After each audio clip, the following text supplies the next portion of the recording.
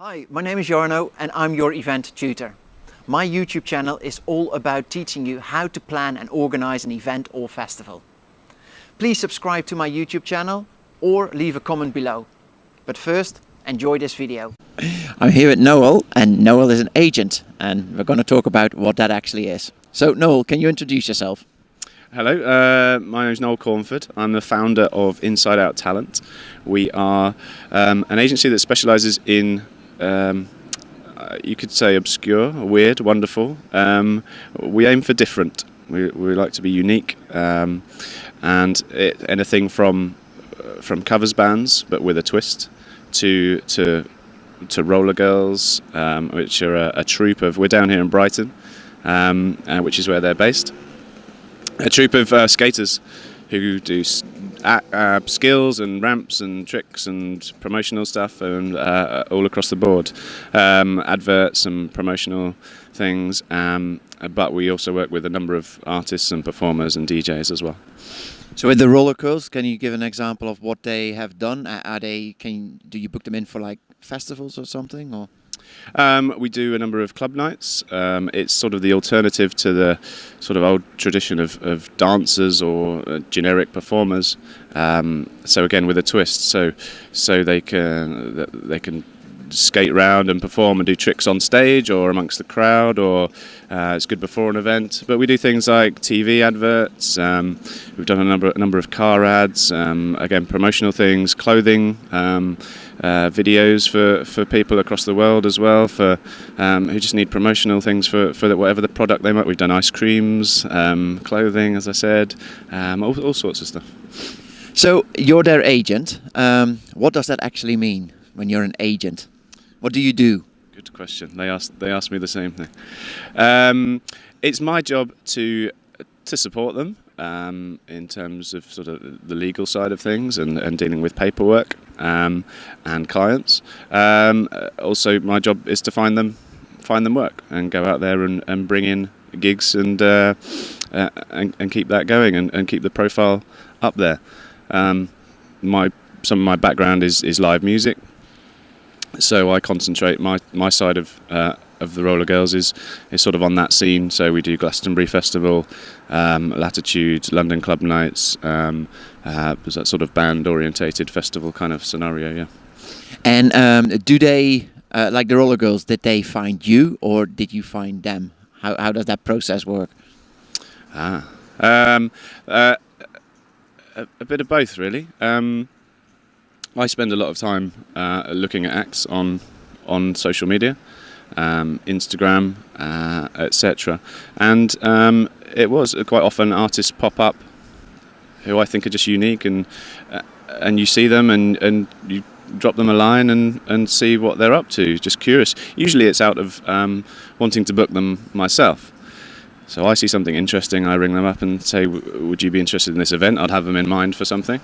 And then the conversations go from there in terms of, do they have representation? Who looks after their bookings? And it's quite often that you find people are doing things on their own and need a bit of help and a bit of support to take it to the next step.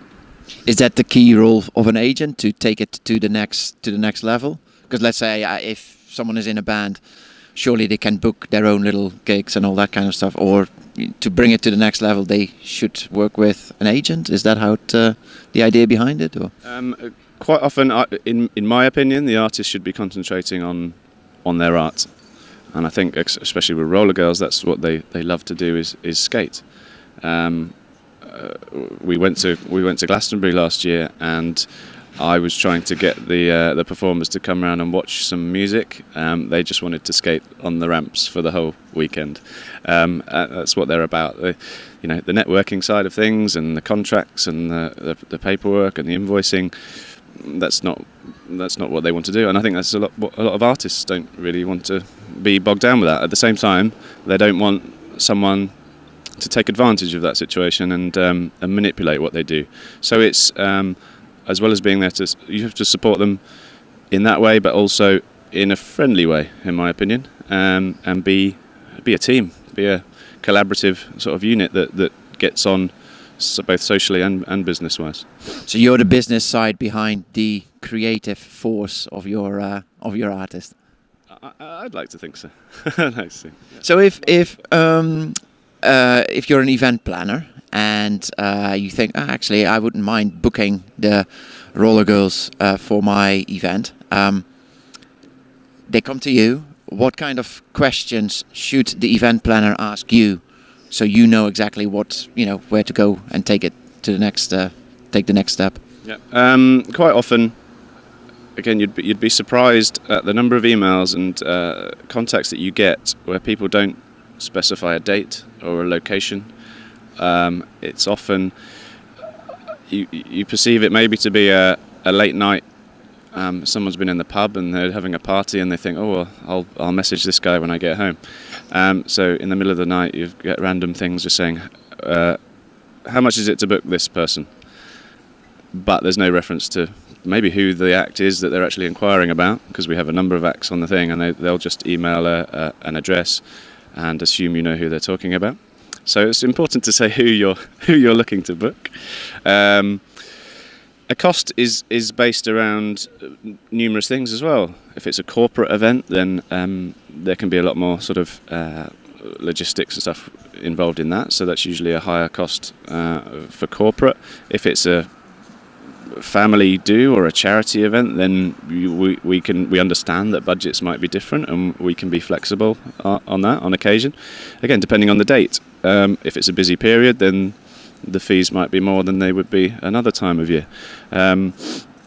Location is very important, because if we're in Brighton and the gig is in Manchester, then it's not just how much is it to book them, it's how much is then the hotel, how much is the travel to get them there. All these things are forgotten quite often.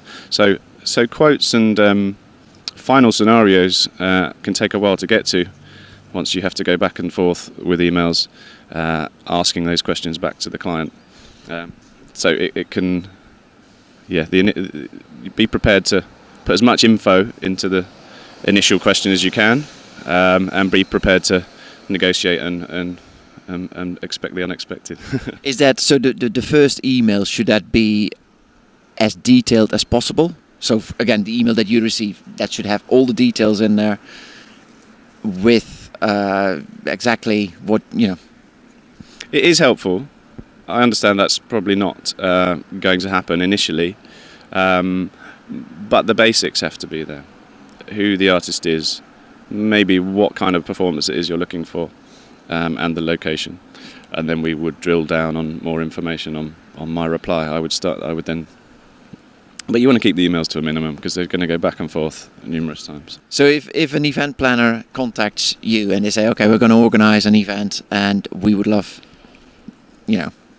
an act, they email you, but for some reason, as soon as you read the email, you're like, oh no, this is not what... Yeah. I was going to say about it's a tough one, but charity gigs, some of the covers bands that we have do a lot of weddings and corporate dues. We also get a lot of inquiries from charities, and although we'd love to do discounted rates and free things for charities, we kind of have to keep it to a select few. So it's unfortunate, but you do have to say no to some charitable gigs. We know they don't have the budget, but we can't afford, the professional musicians can't afford to be doing a half-price gig every 2 weeks. So it's a bit hard, and that can be hard to swallow, I think, sometimes for the client, because they've got a good charity, a worthy cause, and they think they have a good case. But you have to say no, because you have to stick with the ones that you've worked with before or that you support yourself. What? So once you've got a deal, you're booked in for an event or a nightclub. Then what? What information again do you need to have to make it work? We will send a document to the client to pinpoint all those things that need to be there. So again, the initial email will be a couple of emails back and forth just to put the basics on. Once we've confirmed that the artist is available, then I will send a sheet, an offer sheet, which will have the location, the time, the expected length of the performance, the start time, the curfew time, whether hotels are needed, etc., on that document. So it's all there in one thing. So you should minimise that, and that's kind of acts as a temporary contract until you get to the later stages of the deal, where everything's written down, it's signed at the bottom with all the information on it. So, and then you build the contract from that info, the client's address, and etc. Do you work with riders or? Riders, as in hospitality. Do I work with them? Do you use them? Do I use them? Yes, to a degree. It depends which artist you're dealing with. We're fortunate enough to have quite laid-back musicians and performers who are happy with what they get ordinarily. Again, it depends how far away from home you are. If you're off up to Manchester, if it's a few hours away, or it's Cornwall, we've got a few gigs in Cornwall coming up for one of the bands. They're going to need a meal. They're going to need some drinks. Which again, the customer doesn't think about that element and that aspect of things. They're just booking the act and think that's it. They just pay the money and they'll turn up and look after themselves. But that's something definitely, and that's something that an event planner definitely needs to keep in mind, that it's not just an act on stage, but it's also the food, or potentially the food, the drinks, the hotel room, the transport, all that kind of stuff. The M&Ms, the puppies, all the kittens, all of that. It's important, especially if it's a client who's doing a lot of gigs and something they do on a repeat basis, because those artists will remember the people who look after them. I don't think it's not obligatory, and I think it's down to the artist as well to build a relationship with the client when they get there, and ordinarily the client will be happy to look after them. If they're not difficult, then they'll usually bend over backwards to do what they can for you. When you get demanding and start asking for things, you can automatically put people's back up. But yes, it should be in mind that the hospitality it'll be a knock-on effect, and the artist will remember you, and it will encourage repeat bookings and word of mouth. You spread the word that this is a nice client to work for, it's a nice venue to be at, it's a nice event to be at, and that can only be a positive thing. So when an event planner contacts you, do you normally ask them about the rest of the event? Do they give you that information? How does your act, for example, the Roller Girls, how do they fit in with the event that they are booked in for? Again, on the form that we send them, we do ordinarily we'll ask what other acts are on the lineup, which can be relevant. It might not be. If it's a wedding, for example, what I'm starting to do now personally is sort of consultation advisory thing for some wedding venues, because they are used to getting customers coming to them. They will go and book things from various areas. They'll book a DJ from over here, they'll book a cellist from over there, they'll book a PA from this guy over here, they'll book some lighting from this guy over here. But nobody knows who else is coming. You all turn up on the day and you could literally have 3 times the amount of equipment that you need. What I'm starting to do is to try and get, and we find a lot with the bookings I get, that they haven't thought about the next step of the process yet. So if it's a band, they haven't actually, do they need a PA or not? Does the venue already have a PA? Is there lighting involved in that? Has the DJ already got a PA that we could share with him? Have they thought about the speeches, sort of microphones and equipment that they're going to have for the speeches? Quite often they will book these things multiple times. And for no need, so they're wasting money in a way. So we're trying to wrap things all into one package, and I will try and sort of sell them those services as well that they might not have thought about yet. I think quite often the entertainment is what can make. Well, it makes your night, it makes your event. If it's a wedding, there's obviously a ceremony, which is quite important.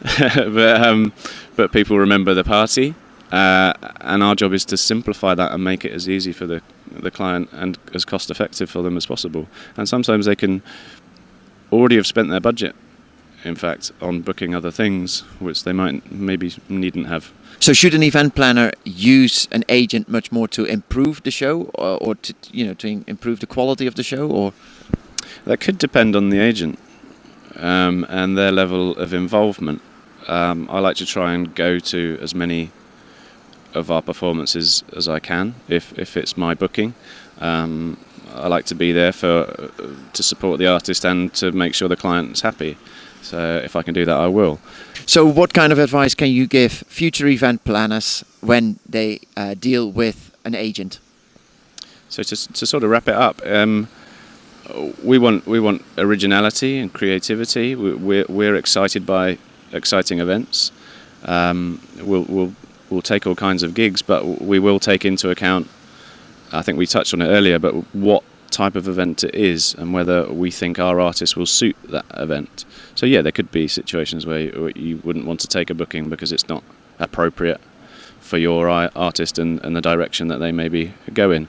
So creativity, exciting, be original, but when you're dealing with the agent, be precise and accurate about what you want and what your event is, and as much information as you can get, and be friendly. I think at the end of the day, it's a small industry. Well, it's a big industry, but a small network of people. You know, I'm getting on a bit now, and we've bumped into various people over the past 24 hours that I've worked with many years ago. So these people come around again. You will come across them again. You will work with them again. So bear that in mind when you're dealing with people and booking acts. Fantastic. Thank you so much, Noel, from Inside Out Talents. Thank you very much. Thanks for watching this video. I hope you enjoyed it. My name is Jarno, your event tutor. Please subscribe to my YouTube channel and do check out my other videos. See you next time.